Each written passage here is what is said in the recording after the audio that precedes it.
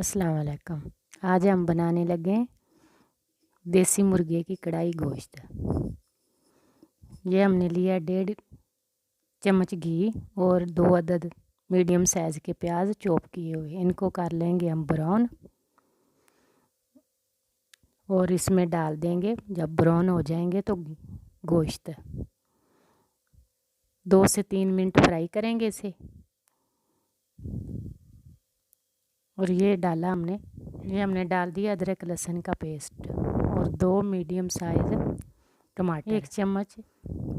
और ये डाला हमने दही में मिक्स किया कढ़ाई मसाला।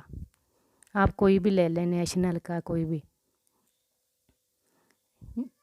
ये सारे मसाले डाल दिए, हल्दी, नमक और रेड चिली पाउडर। इसको किया मिक्स और ये गोश्त में डाल दिया हमने और बाकी के मसाले डाल दिए हमने। इसको हम पकाएंगे 3-4 मिनट। ये हमारा हो गया गोश्त तैयार। और ये हमारा गोश्त हो गया तैयार। हमने गार्निश कर दिए और फाइनल लुक तैयार है हमारी। अगर हमारी वीडियो पसंद आई हो